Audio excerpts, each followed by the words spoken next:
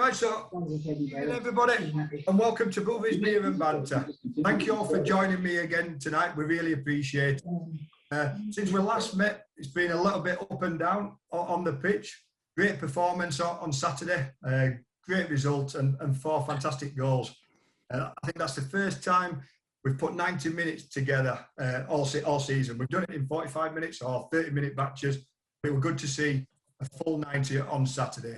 Last night's result was a little bit disappointing. We never really got going. There weren't a lot between us, to be honest. I think obviously Derby did deserve to win, but again, we can take some positives out of it. Aaron Moore got another good performance in. He seems to be getting stronger and stronger every game he plays. DeMarco Dehaney, a solid performance, and Kevin Phillips and Scott some more minutes under the belt. So yeah, we lost yesterday, but a few positives again we can take on to Saturday's game. So just before we start, I've seen we've got a few new faces today, which we really appreciate you joining us. I know you're all on mute. If you can stay on mute, and if you want to ask a question, just push the raise your hand icon button, and I will come to you as soon as possible. Or if you want to just write it in the chat, just write it down, and I'll ask the lads the question. So these 3 lads, I know you probably can see them, and again, they take no introduction. They seem like they've been at the club. Well, they have been at the club on and off for probably the last 25 years. Obviously, we've got Jon Stead, Nathan Clarke, and Jon Worthington. Evening, lads. Evening. You doing? You okay? Very well, thank you. Yep. So, obviously, you're all still in football. Clarke, Steady, you're still playing. Worthers, you're in obviously coaching the B team at the minute. But I'm going to take you all the way back to your, I always call it apprenticeship, the academy. You were really the first academy lot that we had, the first academy products we had. So what's it like? What was it like back then? And who would you say was the biggest influence on you all to transform you from an academy player to a professional? Steady, do you want to start us off? Yeah, I can do, yeah. Well, seems a long time ago now, but yeah, it wasn't even an academy setup. I think the Huddersfield at that time, it was a centre of excellence. And, for myself, I was probably a really late developer, and at the age of 14, 15, 16 was really struggling. And was actually very fortunate just to get a contract leaving school to get into the YTS scheme. The likes of Clarke and Worthy had already signed their contracts, and I was kind of looking around the changing rooms and thinking, when am I going to get pulled into the office to get a deal? So it was a bit touch and go in some stages, but managed to get there over the end. And there was a lot of coaches that helped me along the way.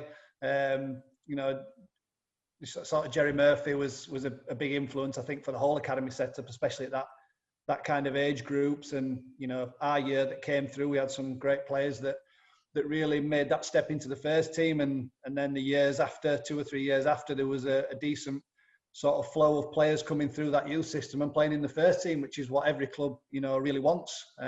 So it was really successful. And there was Chris Howarth, who did a lot of individual stuff with me to try and get me to the point I needed to be at. He's still coaching now. He's at Sheffield United with the academy there.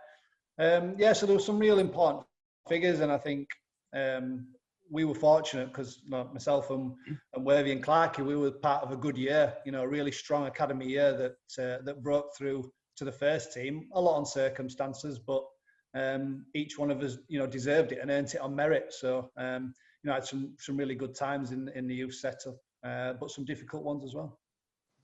Great, and Clarke, it's unusual. All 3 of you were the same year, and with any other that came through as well in that year. Yeah, there was loads. There was Andy Oldsworth. We had like Steady said there, we had a really strong group, and I think it helped every one of us. I think we had a good year above us, who were themselves good players, and again just on the fringes of the first team, and a good group pushing us from behind as well, likes of Andy Oldsworth and players like that again stepped up into the first team. David Murphy, players like that I think, just because it felt like you'd known them and you'd played with them throughout the setup itself, it just felt really family orientated place to be, and one that we probably I don't know, looking back, did we take for granted? You know, it's not very often that you find a group of players and friends like that you can go on that journey with, I guess. Looking back then, what is different now? I know we haven't really got any kind of setup, but you're involved with the B team. What's it like now at the club for the juniors coming through? Yeah, it's really different in terms of how the setup is and what it looks like. I think when you look back and I think about, as the lads talking about it there, you're talking 20 odd years ago that we played together and came through together, and I think those are the right words. You take it for granted in terms of, because you're basically playing with your mates, and you grow and come through together, and it was like Steady says again, touching on that opportunity. I think it's opportunity. Like at the minute, I think at the club there's opportunity, so it's then for players to grasp it, and I think a lot of the young players at that moment took their opportunity. I think you look at the comparisons now in terms of academy setups, just in general, but specifically ours, obviously, it's very different. There's a lot of real talented players at the club at the minute, and I think having seen and been in and around the club for a long time, I think it's probably one of the most exciting crops for a long time coming through. But it's different. These lads have come from what there is a few local lads. There's a few French boys. There's a few London, and that's the model that that the clubs decide to go down. And I strongly believe, although it's different, and although I'm passionate for local players and being a Huddersfield lad myself, I think it's a different model. But I think it's a model that we will see fruition in the next few years. Brilliant words. So we've got his first question, and this is for Clarke, and it's from Andrew. What attributes would you take from the 8 town managers you've played under?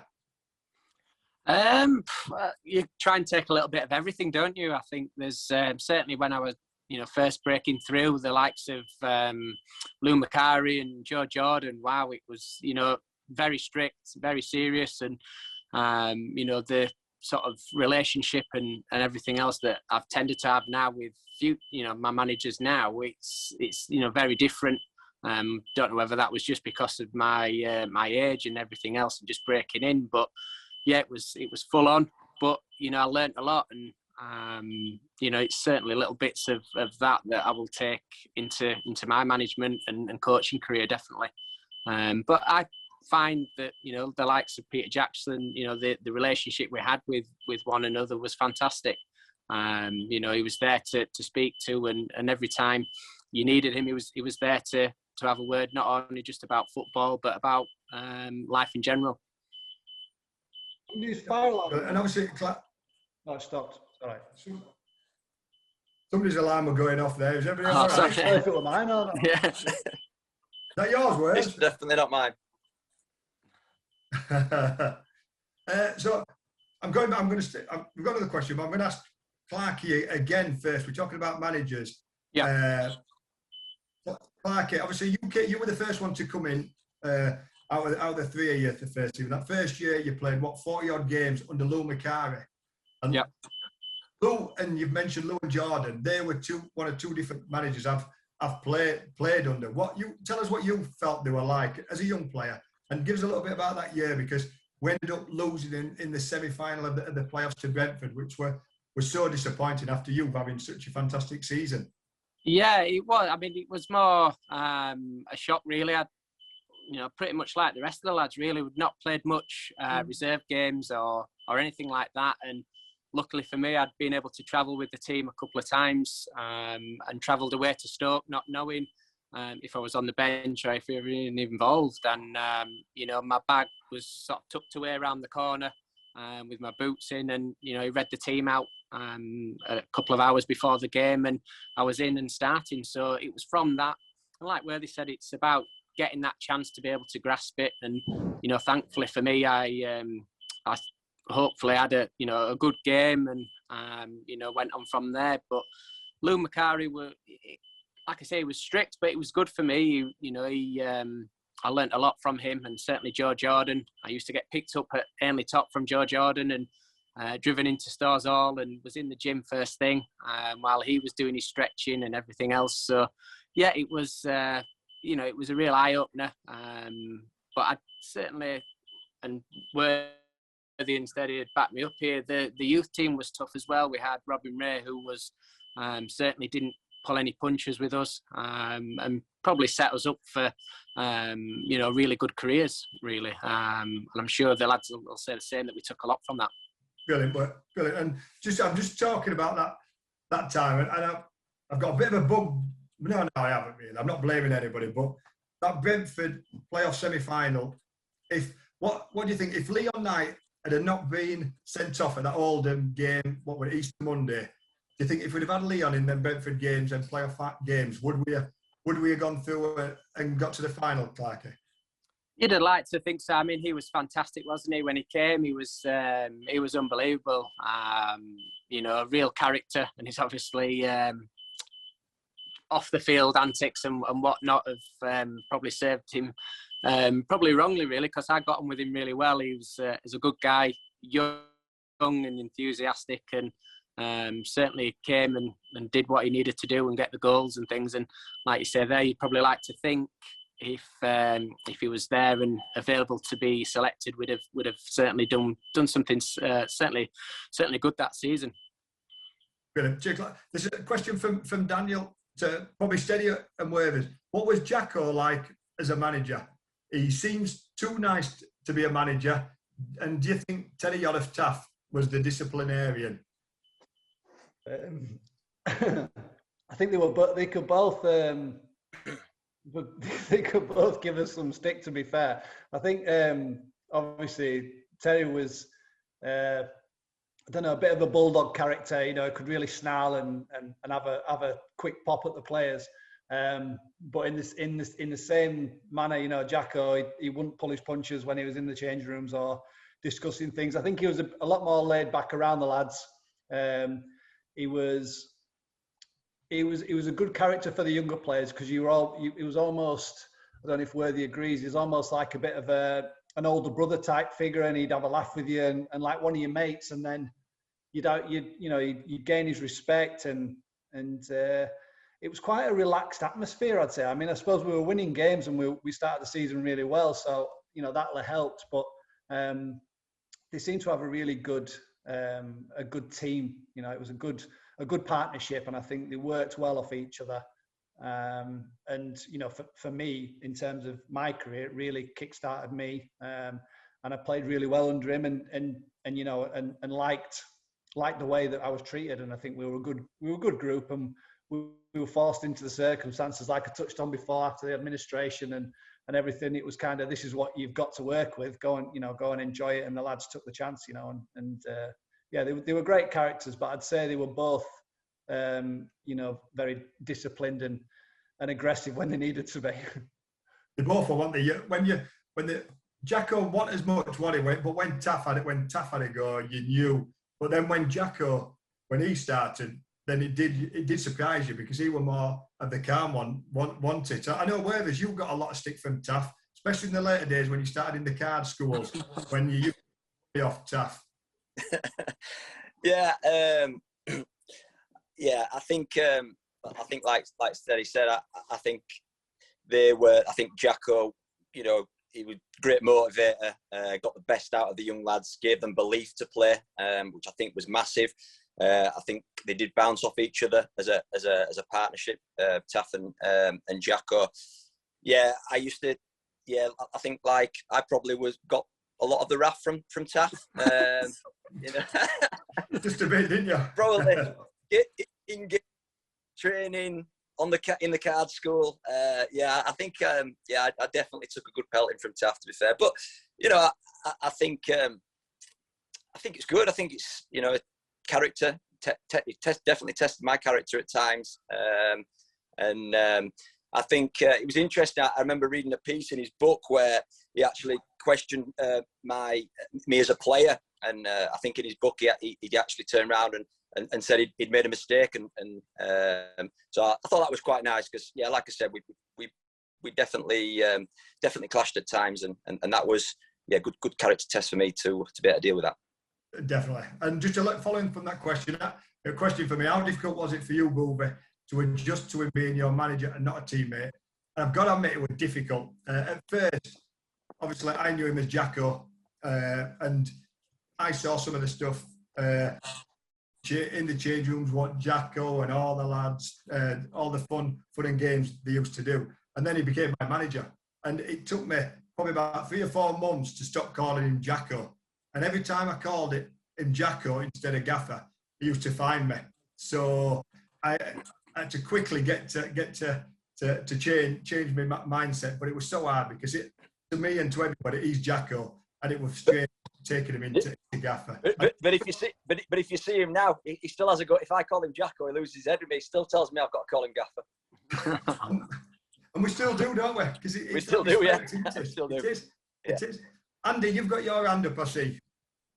Yes, mate. It was basically, I don't think Jon Stead was actually there. I think he might have left the club by then. But certainly for Nathan and for Jon Worthington, what did you think about the commercial efforts in relation to Young Guns and the calendar?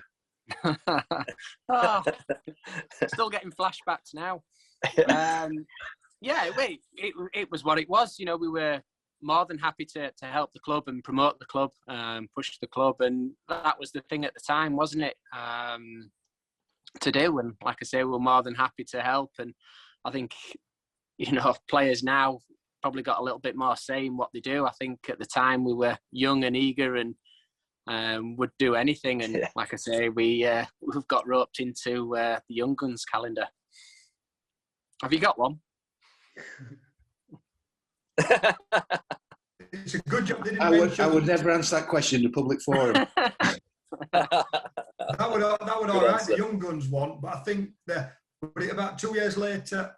The naked one. The naked one. Have you got that one, Andy? That's what we'd be more worried about. Seeing Wavers naked is not a pretty sight, and I don't think. I didn't get picked, mate. I didn't get picked.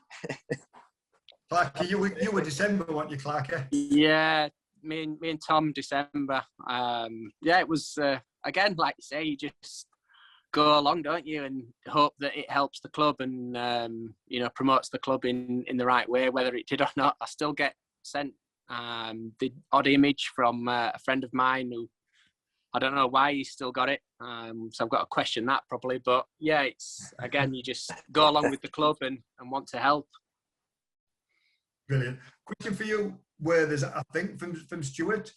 I don't know how much he's been drinking, Stuart, but Worthy, I was always a big fan of your work ethic and hard tackling playing style. With Rooney's comments around no talking to ex-teammates going on into the game last night, do you feel he was right? And are players now too friendly with each other compared to your playing days? It's a long one, is this? And do you think it affects the competitiveness, as you do see a lot of laughing, cuddling and high-fiving before kick-off with opposing players? Sorry, what was that? What I got, game, brother? You're an idiot, aren't you? Do you think the players are too friendly when they're high-fiving?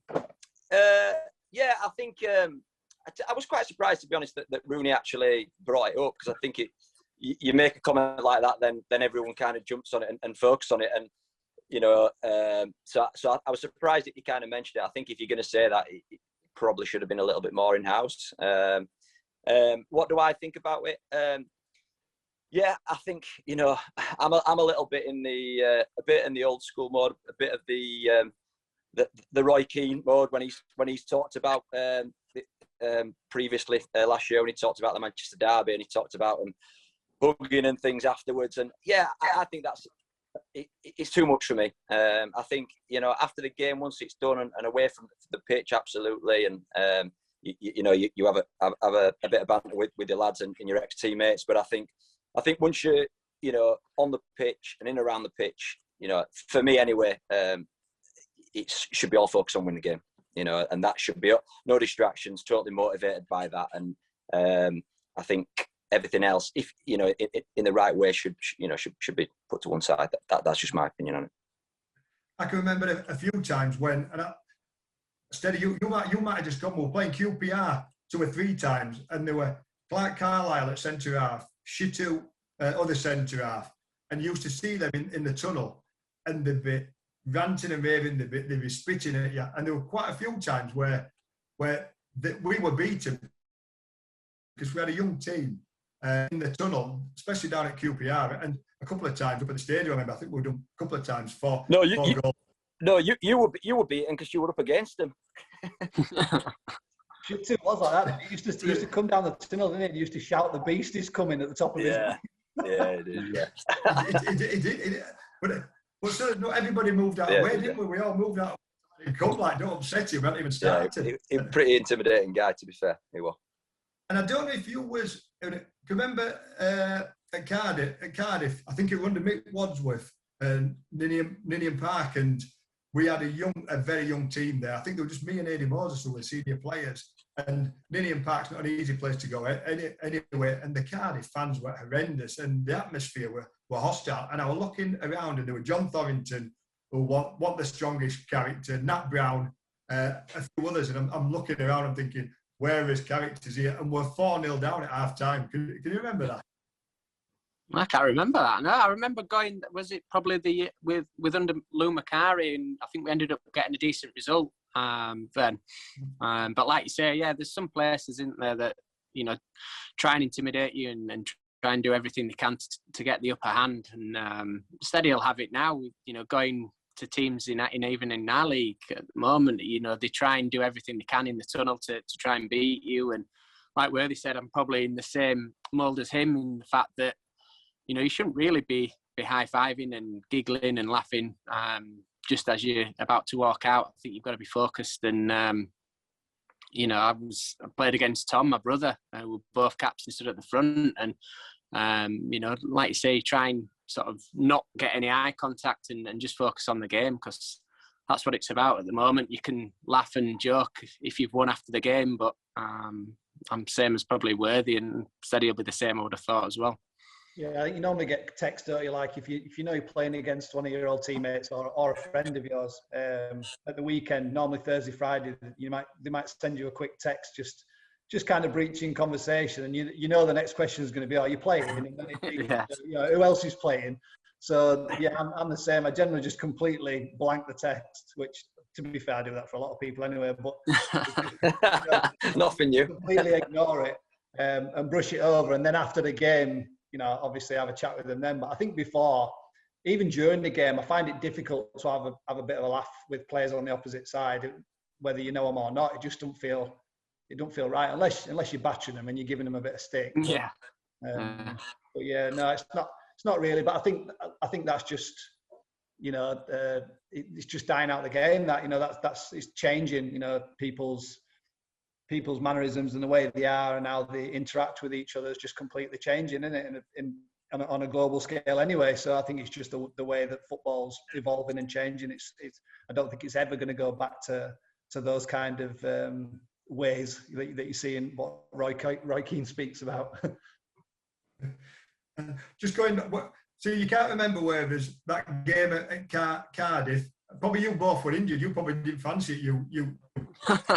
When you said there were no characters, I'm thinking I mustn't have been playing there. I'm looking down. It says I can remember the game at Ninian Park. If you weren't intimidated on the pitch, Boothie, I certainly was on the terraces. And it was. I'm just going to pick you up some of you said there, Clarke, which I cannot believe, because you playing against Tom, I can imagine you high-fiving him and cuddling him and kissing him, because when he came into the side, you were so protective of him. And if the manager give him a bollocking, then you were there. No, it's not Tom's fault. It was my fault. Yeah. I think, like you say, you look out. Well, I certainly did anyway. I looked out for Tom. Tom was there since way back. We used to train at Seek Leisure Centre, which is now probably just by the leisure centre. And Tom used to be just in the corner there, just kicking the ball and spoiling the sessions for everybody else and everything else. So I've seen Tom come through right from the beginning, and for him to break through like he did, again, was fantastic. And to play alongside him, like you say, constantly looking out for him. But what I did learn pretty quickly is that he could hold his own. He was good enough and sort of certainly brave enough anyway to deal with him what he needed to deal with. And he was a good player, wasn't it, Clarke? I'll pull in your leg then. Next question. Yeah. So next question is from Harry. To Steady, as a town fan living in London, I was lucky enough to watch Chelsea versus Bradford in 2015. What are your memories from that game? And what about your goal? What a goal that was, and what a day it was for you. Well, yeah, memories. It's hard to put into words. I think for me, it was just the one game on that kind of stage where everything seemed to click and everything worked, for not just for me personally, but for the team as well. I don't want to talk too much about Bradford on this forum, but it was a great day for the club and for myself personally, and I had a lot of family down there. It was a big thing because it was 2015, so it'd been a while since I'd played in the Premier League, and kind of on the steep slope down towards the end of my career rather than looking upwards. And it was nice to be on that big stage again, and prove that I can still, or I could at the time still cut it with the best in the business. So it was a fantastic occasion, and for the supporters as well. I think there were nearly 6,000 there, behind the goal, and it was just an incredible occasion and ones that you don't see very often. But it's the old classic, in it, the old magic of the FA Cup, and I think that's the one thing that I hope will never change about football. Well, I can remember it. I can remember watching on, I think, Soccer Saturday, and Jeff Stelling were there, and we're crossing over Stamford Bridge again, and it was all you said it. They were just, I can remember, just absolute all over you. And what I said, we had it a couple of times with Worthington and Clarke playing Chelsea twice down there, and we performed, but not like you did. So great memories for you. Yeah, it was brilliant, fantastic. Another question for you, Steady, from Johnny. Oh, this is interesting. Of your two eras playing for Town, which squad would win if they played each other? And you're not allowed to play a draw. From Johnny and Ryan. The first squad, that Jacko squad, I think was a team full of young, hungry, talented players, and sprinkled with a few of the old boys. That now some can say that they were the characters of the squad, which you seem to think you were when you were looking around at Cardiff. But yeah, we had a young, hungry squad, and I think we were all, at that stage in our careers where we were just, desperate to go and prove ourselves, and given the license to go and do it. And I think it's a really it's a dangerous thing to play against when you've got a group of lads who've got nothing to lose, and everything to prove, and just really can go and play with freedom. So yeah, I'd probably say that my second spell at the club obviously didn't go as well as I'd hoped it would, and it worked out great for everybody. Brilliant. Question for Steady and Clarke, but I'll ask you, Clarke, which players was the most underrated from your academy golden generation? Because they were quite a lot, haven't we? And we're not even mentioning Adnan and players like that. And that's from Sean. What's that, sorry? So no, just who would you say was the most underrated from the academy? I don't know, because I think we all had good enough chances to go and prove ourselves. I think the group we had, there's not many youth teams, and they won't be still to this day, that, you get, I think, what was it, 7, 8, 9 players through in one group. It's very special. So I'm not too sure whether we were somebody who slipped under the net, but like you say, possibly the likes of Adnan, Ahmed, who came in, he was, talked of really highly at Manchester United at the time, and came in and again was comfortable on the ball. But we had players, and just going back to that Worthy one, Worthy was never the tough tackling midfielder. He was always the creative one and the one getting the goals, and he literally, I don't know, within the space of a couple of years, didn't you, Worthy completely changed your game. And he was known as, the rough and tough tackling, and, getting sent off, and, this, that, but you completely changed your game. And, he went on to do amazing for the club, captaining the club at such a young age. Was full credit to yourself. And yeah, I think we had just a good group that, pushed each other, and good bunch of coaches that helped with that. So the answer to that was Worthys is the most underrated player. Yeah, I'll go Worthys then. That's what it sounded like to me. I think that's what it sounded like to be fair. That's what I thought, Worthys. I've got to admit. Fantastic. Top man class. I knew you were my best man for some reason. Phil Senior was another one who, you know, I think if he was, you know, extra half a foot or a foot taller, you know, would have been an absolute world beater. Technically fantastic. Broke through, went to Lilleshall, obviously developed at a really young age, I think, even compared to us lads, and you know, disappeared and went to Lilleshall for 2 years and learnt his craft. And technically he was one of the best keepers I've seen. And I think the only thing that hampered him a little bit was his size, you know, and it's such a shame, but I think he was probably one that could have gone on and done a lot. He still played plenty of games and had a decent career, but I think he'd have probably kicked on, I think, if it had been a bit different with his size. Yeah, I think just on the back of that, now, what you want from your keeper nowadays as well, especially the teams that are wanting to play and build from the back. You know, we didn't do loads of it back then, but Phil was unbelievable with his feet, even playing outfield in the 5-0s and stuff back in the day. And you know, the way the game is now and how you play from the keeper, he'd have been you know, been a real asset to the side building attacks, definitely. Yeah, and I suppose in that respect, his size might have not been as much of an issue. Yeah, About big beast keepers that could kick it the length of the pitch and come and, you know, demanding from corners and stuff, and that was it really. So yeah. Well, keepers a bit like Matty Glennon. Well, I would say keepers don't need to come. They don't come for crosses now, do they? Most of them stay on the line. There's not many crosses that come in from the byline anyway. But apart from, you're talking about Matty Glennon there, he did come for crosses. Never caught one, did he? But at least.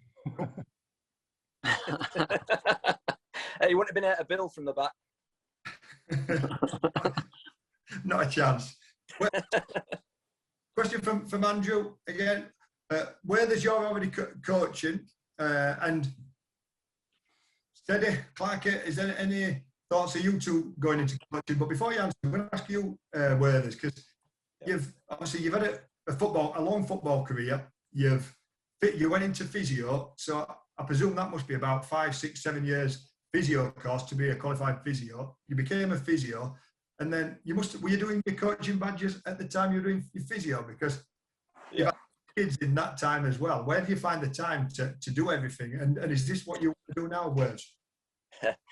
Yeah, I think obviously, you know, Nathan and Steady still playing, which is, you know, some achievements still to be playing at you know, at their age, and you know, hats off and to the careers that both of them have had. And I think with myself, you know, I hit kind of 28, 29, and the body had taken a bit of a beating. I'd had 13, 14 operations, and throughout that period, and I think I was quickly thinking, you know, career was going slowly starting to go one way, and so it really got me thinking about where I want to be and what I'm going to do. And initially, whilst I was still playing at Bradford, I started my physio degree, which was part-time, and it was 4 years, and it was tough, really tough. You know, a lot of support from my family and my wife with that, and you know, really helped me get through that and achieve, you know, achieve a first-class honours degree in physio, and that's something that, you know, you can't take off me, and you know, something that I'm really proud of. But in that period as well, I was coaching, and I was doing my coaching badges as well, and you know, I've obviously gone through my coaching badges now, and probably although I started the physio stuff, I think the passion was always there to coach, something that really passionate about. And when that opportunity kind of came along, it was the right opportunity for me to kind of move away from the physio side and really get my teeth into the coaching. And since then, you know, over the last few years, I've not looked back, and you know, it's something that really excites me, and like I said, really passionate about, and you know, something that I really want to you know, help and develop young players, especially at Huddersfield. And so it's something that I'm really enjoying. You're doing a great job, Worthys. Steady, Clarke, do you fancy going into coaching? I know, have you got your own Strikers Academy, Steady? I was seeing so if anybody's got any young kids or anybody they want to follow in the footsteps of Steady, get into the strike academy steady? Yeah, well, I mean, obviously with the pandemic, everything's been kind of shot to hell, really. But I think for me, I mean, what Worthy's done is incredible, and it's something that I really struggled with while I'm still playing. I found it very difficult to look at the next step and really figure out what it is I want to do while I'm still concentrating on trying to play. I found it difficult to kind of split myself between the two. So I think now I'm nearing the end of my career. I think, unless something changes, I think this will probably be my last season playing. So I'm trying to get things in place, ready to go into that transition into the next stage. So coaching is obviously something that I've enjoyed, and I think management will interest me as well. So I've done my B license, did that I think 2016, and did that. And so I'm just cutting my teeth really with the coaching. I really enjoy the position specific stuff. So like you say, with the striker academy that I set up, was just basically getting kids to enjoy finishing and scoring goals and to make sure that they have the positive feedback that they need. If they miss a chance, it can be the worst thing for a kid. Missing a goal from 2 yards can cripple them, and it's about resetting and starting again and making sure the next one's the one that counts. And I've loved it, really enjoyed doing it. I've started my A license this season. Once we get the green light because of the pandemic, I'll be doing that. And I'm going to be doing a League Managers Association diploma in football management as well. So I've got that to come for the next 18 months. So I'm slowly working towards it, and it'll be coaching. I came in with Worthy and Bronze about 18 months ago and did a couple of months just with the young strikers and stuff there, and really enjoyed it. So yeah, I'm just trying to pick the brains of a few different coaches and see where it is that I want to really go and attack moving forward. But like I say, that decision I think will have to come at the end of the season once I know for sure that the boots are getting hung up. Clarke, were you Halifax caretaker manager for the short time? I'd have loved to be my manager. Yeah, for probably about 2 or 3 weeks we had a manager left, and then we had about 2 or 3 weeks in pre-season where we had 8 players. We had 2 games to do, one at Donny and one away in Newcastle way. It was just crazy time. So yeah, for about 2 or 3 weeks on the phone, getting players in and trying to fulfill these pre-season games that we had, which was again enjoyable, bit of an eye-opener. And like Steady there, just possibly something that I would love to stay in. It's all that we've all ever known, really. It's as 9-year-old boys turning up at Huddersfield, and going through all the system like that. It's all we've ever known. So to stay in and to help progress younger players into football, and like Steady said, then making sure that they're enjoying it first of all, and if we can help, then fantastic. So yeah, possibly to try and stay in and do that again. Do my B license, and like Steady mentioned there, you find it hard whilst you're still playing to think about that next step and what that might be. And I still feel fit and healthy other than my recent injury. Still feel fine to hopefully give it another couple of years, I hope. Definitely. And if you're both going into coaching, surely your best mate Worthys will ask you to come in. I know you've been in the door there for you to come in. Welcome anytime. Welcome anytime. Anytime. You've heard that, Steady, Clarke, and there's a job there for you. Yeah, we've got that now. We've got that. So going back, sorry, Boothie, just going on. Obviously, Worthy's absolutely done what a fantastic transition that he's done. To all the hard work in the physiotherapy department, and then to get the opportunity to go and do the coaching side of it and learn from the manager that's coming now. Certainly he'll be desperate to learn exactly what he's all about and his styles and things. So it's a great chance for him. Definitely. And you don't worry, Clarke, he's offered you a job, so you don't have to butt him up. Oh, right, yeah, I may already. So interesting question, this, going all the way back, and you've heard about the senior players, you've heard about Jacko. What was it like for the young lads when we went into administration? Because the senior lads, we'd not been paid for 8-9 months. We'd got mortgages to pay, houses, families. well, to live really, but you three lads, I presume, were still at home. How did you see administration, and what was it like for you three? Where's? Yeah, it was strange. It probably took the shine off a little bit in terms of positives and negatives. Positives, you know, we gave us opportunity to, you know, to break into the team. Really strange times in senior players. You know, talks of strikes and all types of things when players weren't getting paid. And I think, yeah, it was a real eye opener, and probably until you kind of look back at it, you think, wow, that was really strange times, really, because I've never saw that again in my whole career. So really unusual. I think probably one of the things that sticks out in my mind is at the time, I think the PFA came in and they started supporting with some of the salaries and some of the wages, and obviously a lot of the big hitters like you, Boothy, and who were the others, Clarke? There was a few at the time, few real. Yeah, Kenny Irons. Kenny Irons, weren't they? Yeah. So So there were a few big hitters on big money, you know, because we read the Examiner and see how much they were on, and we're like, blooming heck.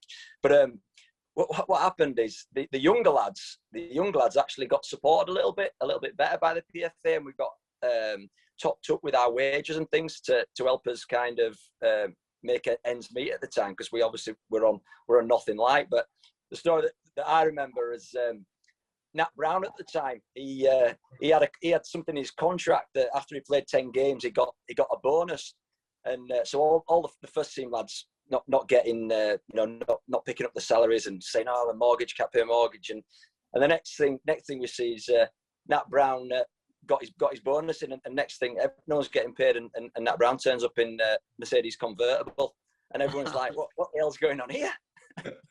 We were absolute furious. Senior players, absolute furious. We all went in and just said, what is happening? We haven't been paid. And young has got a Mercedes convertible, and it was brand new. It was costing about what bonus he got. But I think at the time, Boothy, for us young lads, for me anyway, I didn't really see that. Do you know, like, obviously now that I've got a family, I've got, you know, a house and bills to pay for, looking back now, you think, you know, what a struggle it was at the time, Steady, where you know, when we were going into those meetings, it didn't really feel like it was going to affect us massively, and we were just going in and being part of that process, really. But to now when you take a step back and actually think, you know, what was going on, you know, people and families and things like that, it was a real struggle for the lads and you know, for the team. But as a young lad, me personally, I didn't really feel that. Did you guys? No, not at all. Not at all. The thing, it didn't make a difference at all to me if I was getting my wages or not. Like you say, but I was still living at home. You know, I could stop paying board for a couple of months. That would, you know, it wouldn't kill me. So it was, you know, we were all right. And I don't think you realise how much that sort of thing affects everybody's well-being. And I think the biggest thing for me is, like, I think it was 2017 or 18 at Notts County, we went into administration.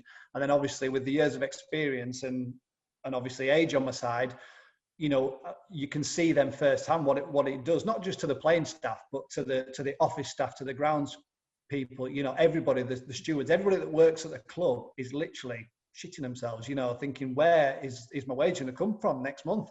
And it's scary. And the players are really the ones that are looked after the most, you know, because we'll still get funding from the PFA, we still get drip fed some of the wages and stuff, but for the rest of the working and the office and the ground staff, that's it. You know, they've no idea where the next paycheck's coming from. So it does really hit home. And like the lads have touched on, we didn't have a clue. You know, as young players, then we were just thinking, well, I can remember them coming in in the suite upstairs, and I think we all got a check each, which I think it was like 1,500 quid or something, like back pay for like and obviously, like, I'm like 1,500 quid, like, you buzzing. I'm like, yes, I'm like that, and I can see you, steam coming out of your ears and that, like, thinking, you know, what's this? You know, I can remember you being absolutely delighted trying to shuffle me off to Blackburn so that you could get paid. Exactly. Well, I could turn that opposite way around. You three were coming in, not you as much, Clarke, because you'd already had a full year, but you two were coming in, it was your first year, you're wanting to impress.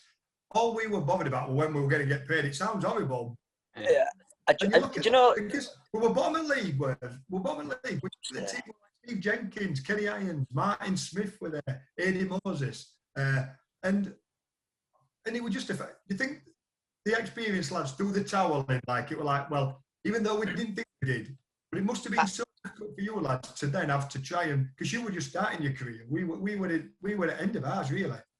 Yeah, I think when you look at it, it is mad, really, and you think about the players that you know, the senior players that were there were, you know, very good players for that level, and I think even, you know, I feel a little bit for Mick Wadsworth. I know it's like he gets quite a lot of stick, don't he, does Mick? And you know, but think about the circumstances. You got a lot of stuff going on off the pitch there, and you know, it's taken some manager to get, you know, to turn that round and to, you know, to get the best out of everybody. So I think a lot of factors that sometimes people probably don't quite realise at the time. Yeah, I'm not playing 4-4-2. Well, play 4-4-2. We're going back there.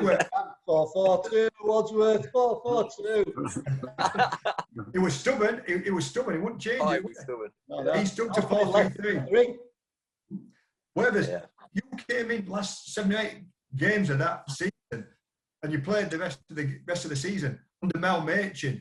Just tell us a little bit, like, what Mel Machin were right. What were they like? And well, 12 Machin really, because he won't be able to remember, will he? I don't think Mel will remember. I don't think I actually understood what Mel was saying, so I just went out and played and just ran. I'll tell it then. We always thought Mel Machin might have had a few too many before he came into training and team talk. We might have been wrong. That's just between us. That we'll have to edit that one out. Yeah. Question. Moving on quickly, Steady. What was your reaction to being called up for the England under-21s and obviously scoring for the under-21s? Must have been a great honour. Yeah, of course it was. Yeah, I mean, you know, something, you know, even 12 months before that would never, you know, never have been in the picture or anywhere near, you know, that path my career was going to go on. So it was a shock. The only probably downside to it was that, you know, I wasn't doing anything different at Blackburn to what I'd been doing, you know, with Huddersfield. I know it's a different division and you can put that to it, but I was playing the same. You know, I was scoring goals. There was no change. So it's a bit, sometimes you think, well, you're only getting looked at because you're in the top division. So I think there was probably only that side of it where I'm thinking, you know, why aren't they looking around the players? Because there was a lot of good young players then, especially in the lower leagues. And I think at that age, especially under 21, they can be thrown in to that setup to see how they get on. But yeah, it was a fantastic experience and I enjoyed it. I only managed to get 1 goal against Wales, but I ended up with I think 11 caps, and obviously it's a nice thing. I've got the caps and stuff, and you know, when you walk past and I see him, you know, it is nice. You know, you've represented your country, so you know, it was a big part of my career, and it just hit me when it was the whirlwind of everything that was going on, moving to the Premier League, and you know, it was quite hard to take anything in really for that sort of 6 months. It was just complete. It was bonkers really compared to what I've been used to 6 months previous. I think I felt similar to you saying it was a big honour, but I hated playing for the under-21s. I got 5 caps, and it was just like I went there, and because I went at Huddersfield, nobody used to speak to me. They were a table of Man United lads, so they were like David Beckham. I'll drop a few names. David Beckham. Oh, careful. Scholes, Bill Neville, Gary Neville, and then on the Liverpool table they were like Robbie Fowler, Jamie Carragher, and then Bears and London tables, and then there were one table for everybody else, and there were me, Watson at Barnsley, and Jamie Pollock at Middlesbrough, and nobody spoke to us. But we were there 5 days. It was absolutely. This is the first time I've ever told this. I was playing for the under-21s at Burnley, and it was the last game of the season. We won 4-2. I was looking to score actually, and Dave Sexton, the manager, came up to me and said, "Over, England under-21Bs are playing in the Toulon competition. Do you fancy going over there and having a week over there?" And I thought, hang on, I've just had 5 days, nobody speaking to me, and you want to Toulon for a week? And I says, yeah. I said, Dave, yeah, I'd love to. ring me up tomorrow and give me all the details. And I left my house at 8 o'clock that morning. I went to a test match at Edinburgh, and I didn't come back till about 10 o'clock that night. And there were no mobile phones then, and I made a phone call from Dave Sixon, so I didn't have to go to Toulon. Wow. I do like that though. You could go on, like, if you had a double header, you'd be away for 10 days, you know, sometimes 2 different countries. And you just sat about and travelling and the odd training session. And I was a bit the same. I was still really the Huddersfield lad. I know I'd moved to Blackburn, but I was still classed as similar to you, you know, just the little scrot that's no, just... you weren't classed as boring, Steady. Oh, no. Everybody spoke to me. But apart from that, a lot of other similarities. But no, I could just imagine you shouting across dinner all summer, "What soup is it, Bex?" Bread roll. I promise I never said a word. I was quiet for 5 days. I just went to my room.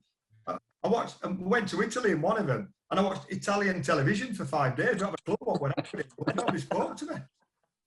Moving on quickly. Pete, this is a question from Pete Swallow, and I'm going to have to ask it, and I hate asking it because I know, and I'm going to come to Worthys straight away. Describe your most memorable goal for Town. Oh, cheers. Come on, Worthys, we've heard it all before. Go on. Not sure. Oh, yeah. I was thinking then, to be fair. I think mine would have to be Bournemouth away. It just turned into a perfect weekend, to be honest, because the night before we'd been playing cards, me, Boothy, Clarke, Matty Glenn, and a few others, as we normally did on a Friday night, and I had a good win on the cards, and Boothy had been in the next room. So when I went back to my room that night, we're throwing the money up, banging on the wall, just to rub it into Boothy, because Boothy was guaranteed to always lose anyway. And then obviously we played the game at Bournemouth, and I think picked the ball. It was from our corner, picked the ball up, ended up driving the full length, I think, of the pitch, behind a box to box. I think the defence just evaporated for some reason and just kept dropping, and I managed to score. And we had a celebration, and I had my finger in the air waving it around, because it was used to, sometimes the lads used to call me the wizard when we played cards, and so it was like the wizard celebration. And even Brookie now, who plays cards now, still at the training ground, he always calls me wizard as we're walking around, and it's so it was the goal and the goal and the whole weekend was one a bad one, so that'd be mine. What a good goal! What a good goal, Waves. I'll give you that. Yes, Clarke. Mine probably the goal against Leeds, I guess, at home. We won 1-0, and luckily for me, scored the header for that to happen. So yeah, probably one that sticks out. It was on my dad's birthday, who was at the game at the time as well. So always a little bit special, I guess, for me, that, and obviously playing against Leeds and scoring the winner has to be up there for me, I guess. Similar to Clarke, I think on my second spell back, scoring the winner against Leeds at home.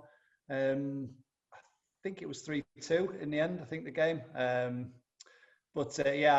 can just remember Paddy Kenny was in goals. I'd had a chance beforehand and gone round him on the left-hand side and tried to cut it back into the goal, and it's just hit the outside of the post, and it's probably a chance I should have done better with. And I could hear a few moans and groans. So I was thinking, oh God. So, but then to get another chance was brilliant, and stuck it away. And then it was quite a big relief for me, that, because obviously, like I touched on before, it was quite a difficult spell coming back, and very different to what I left. And to have that little moment, that special moment that means so much to us Town fans, obviously, against Leeds as well. So it was probably that one sticks out really for me. Brilliant. I know we haven't got better. We've got about 5 minutes left. It's absolute flowing again. And I know we've got a lot of questions. We touched on this. Question from Daniel. The Cardiff playoff final. And all three of you probably got different feelings. What were your feelings in the playoff final? First word was when Mansfield put the ball in the net when we thought they scored.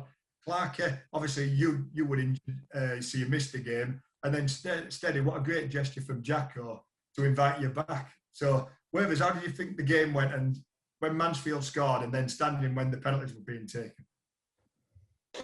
Yeah, obviously it was my first real final in terms of feeling any type of real pressure in a game, and I think that's the way the game kind of went. I don't think we played like we had in previous games, and it turned into a real cagey game, and then I think the moment I'd actually just come off, I probably, to be fair, I think I had a really good season that year and done well in the semi-finals. But in the final, for some reason, I probably didn't have one of my best games, and I came off just probably about 85th minute, something like that, or something around then. And then obviously, so I was sat in on the sides when the goal that went in got disallowed, and I think the feeling inside was just despair at the time, because you've worked all that season to get to that point, and felt like it had just been snatched away in the last minute. And then obviously the goal got disallowed, and you flip it forward and fast forward it to the penalties, and we're all stood there, and and I when we did the penalties and we're going through the lineups before, I was actually down for the second one, and I look back now and I'm flipping heck. I'm glad I won. I'm glad you won as well, Worthys, too, right? I'm glad I've been subbed, because fair play to the lads who stepped up. And you look at the players who stepped up there: Tony Carrs, Danny Schofield, Robbie Edwards, Lee Fowler. Do you know what I mean? Real lads who, in those situations delivered and like you'd expect them to do, because they were those kind of technicians and characters, in my opinion. And I think, obviously, the relief. Liam Lawrence chipped that ball, second penalty, to make it when he already missed it too. What a feeling that was. I'm good mates with Liam as well, so I still bring that up every time I speak to him. Yeah. You'd have killed him, wouldn't you? If you'd have been stood on the halfway line and he chipped it, in that dressing room, you'd have gone for him. Nah, missing penalties.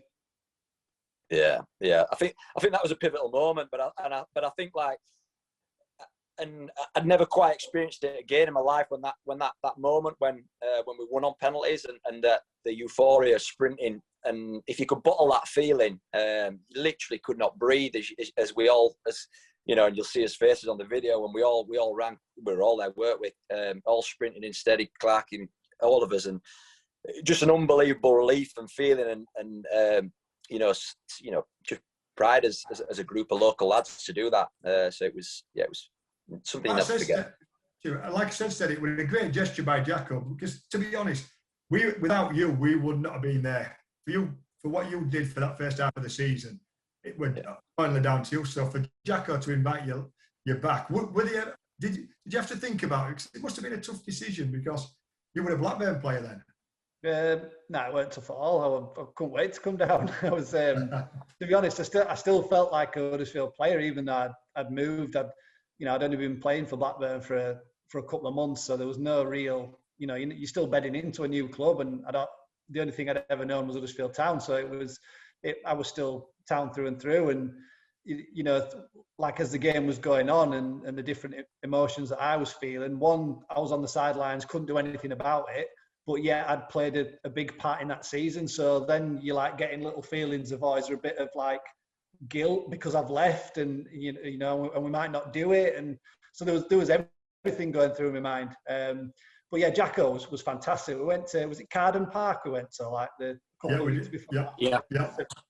Basically had a stag do for 3 days. It was absolute carnage. It was around this golf course, and I think Lee Fowler did a number 2 on 18th hole, and we had a good couple of days, and obviously I wasn't part of the playing squad, so I managed to have a few drinks obviously with Jacko and Terry. Obviously no chance of keeping up with either of them, but so, and he says, come down to the final. So I was like, oh yeah, brilliant, yeah. And he's like, well, coach is leaving at this time, and I said, hang on a minute, I can't go on team coach.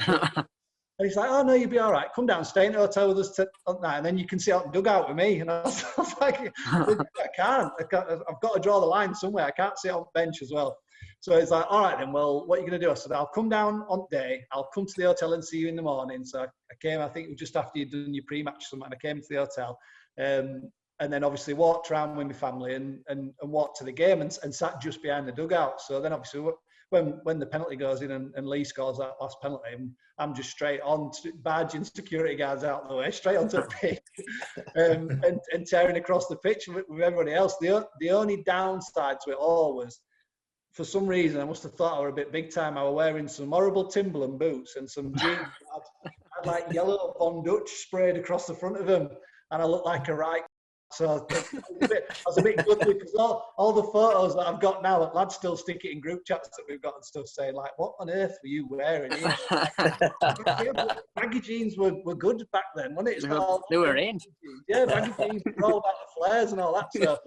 So yeah, that's the only downside because I've got a photo of it. I think there's me wearing my horrible gear. I think I was kissing Lloydie's head or something on one of the photos. It's a great photo, but yeah, I've ruined it with my get-up. But it won't be the first time. You'll know all about that movie anyway, won't you? I'm not getting involved with gear. I'm not getting involved.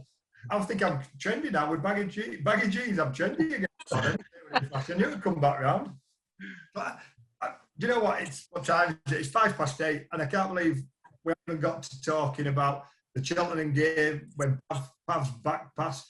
Pavel in Ibiza. We had 2 or 3 pre-season trips to Ibiza, and a couple of stuff went off there, which Worms and Clarke might have been able to tell us a bit about. But it's just absolute flowing again, lads.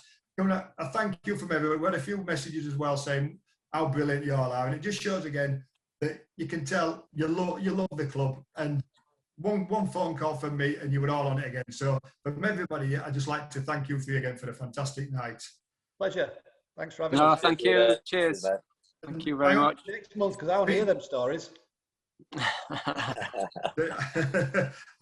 Better be careful, Peter. And also, I'd like to thank everybody for joining us again. We have got plenty more spaces. I know before we tried to cap it, but if you've got friends or family or anybody who you think might want to join us, feel free to invite them, because it's the more the merrier. We can fit as many people in as possible. Before we thought it were going to be only capped at 15, 20, but we can have as many as we want now.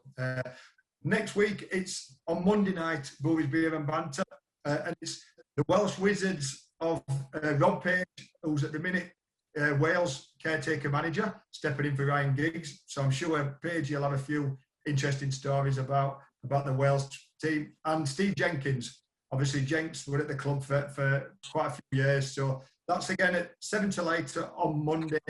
What we'll do, you don't have to get in touch with us. We'll send you the Zoom code, and hopefully I will see you all on Monday. Clarke, Stead, wherever. Thank you all again. We really appreciate it. Hope you all enjoyed it. Fingers crossed for the game on Saturday at Preston. Hopefully we can get 3 points, and I'll see you all again on Monday.